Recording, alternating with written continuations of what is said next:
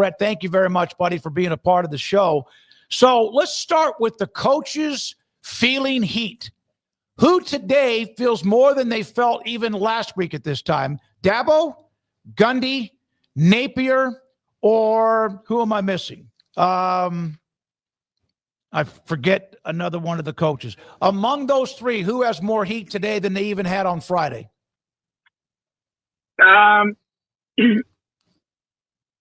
Guess it depends on your definition of heat. I don't think Dabo's, of the three, I'd say Dabo has the least amount of heat, if you will.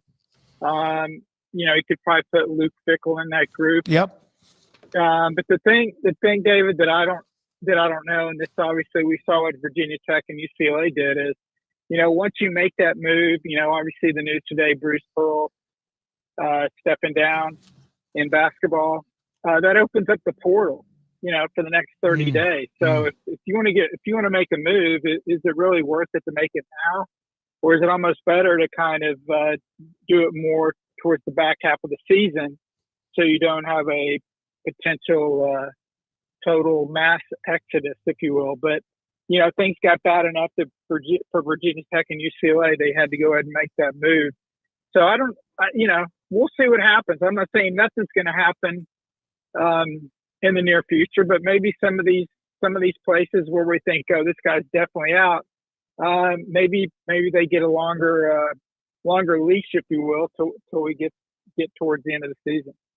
Brett, how much of a statement do you feel like Texas Tech was able to make on Saturday? Clearly, people were very well aware of their offseason, so it didn't come as some huge surprise that they were talented, but I think people widely watched them a lot more this past weekend than maybe they had seen. So how do you feel like people are walking away thinking about the Red Raiders and kind of their place among the general discussion of right now in college football? Yeah, I was surprised. I was very high on Utah. But man, Texas Tech, they really just totally shut down Utah on offense. And if not for a lot of turnovers, that thing, could have really got out of hand. I know they pulled away at the end, but I've been very impressed with what Tech's done. Joey McGuire's been very, very open and transparent about all of this, and he's basically realizes the pressure he's under when you spend that amount of money to bring in that amount of talent to basically have a lot of success with that. And certainly, first game out of the gate, they certainly look like a favorite in the Big 12. And, certainly, I think they can be a college. Obviously, they're going to, if they win the Big 12, they're in the playoffs. But I think they could do some damage in the playoffs as well. Brett, with the Big 12's record against the ACC, which was 6-1, including TCU's win against SMU, will that matter down the stretch when they go to pick the field? Or as long as Miami and Florida State are in the mix, it won't matter really? The ACC is going to be just fine. Yeah, I don't think it matters. Really, right now the ACC looks to be in better position. They've got, Miami and Florida State looking really good.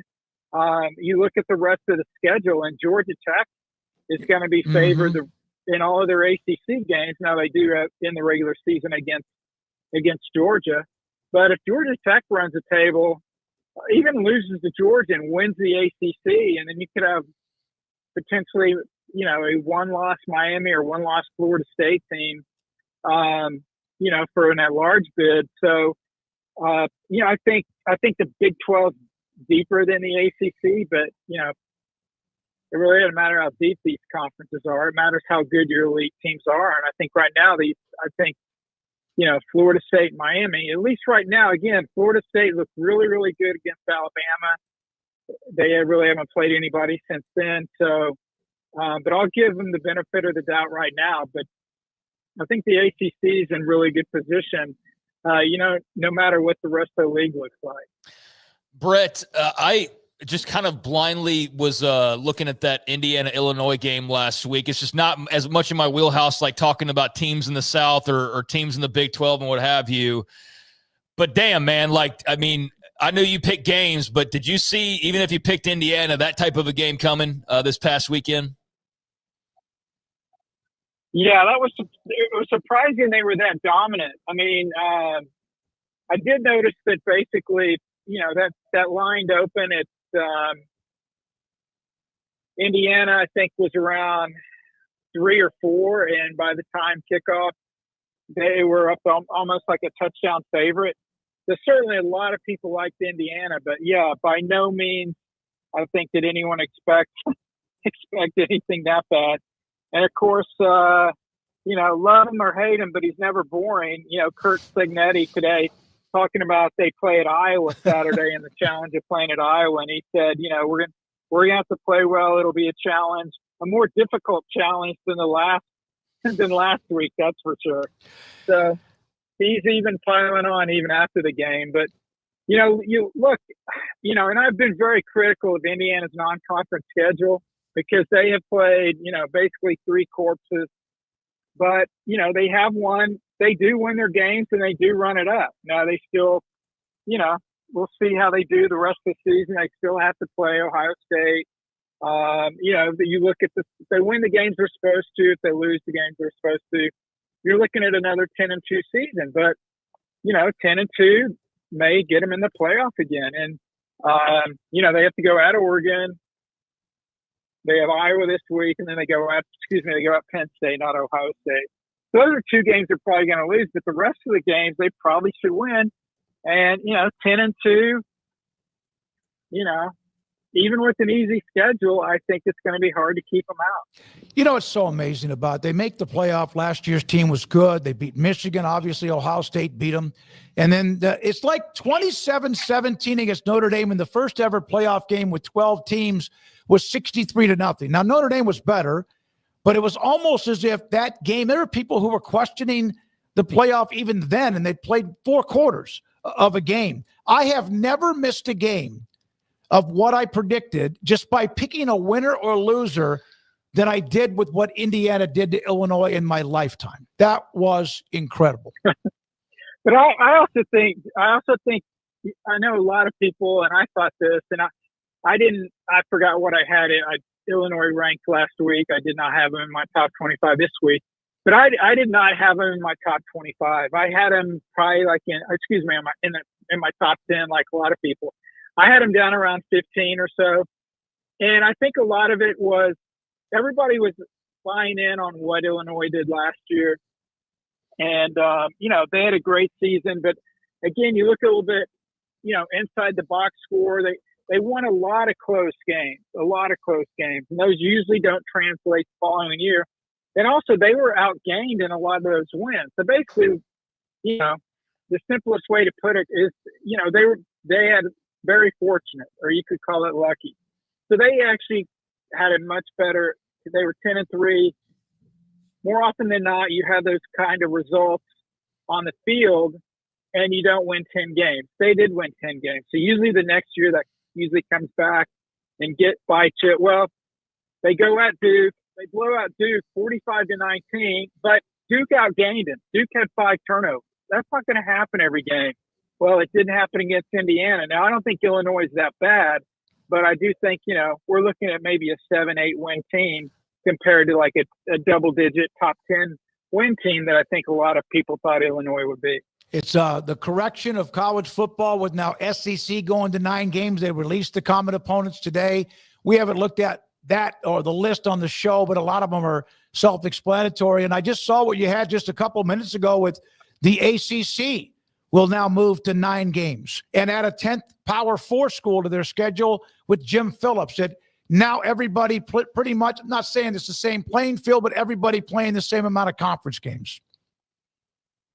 Yeah, well, here's the funny part. So I know you weren't at Big Ten Media Days. I was there, and, the common theme of all the Big Ten coaches, and they were specifically calling out the SEC was, well, they only play 8. They only play 8. We play 9. We play 9. That's why we need, automatic bids in the playoff and all this other, minutia. Mm-hmm. Well, a funny thing happened in the past few months. The SEC announces they're going to 9 games. Plus, they're going to play a 10th game against a non-conference Power 4 opponent. The ACC announced, literally 15 minutes ago, they're also going from 8 to 9 plus they will require their teams to play a 10th non-conference Power 4 team out of conference.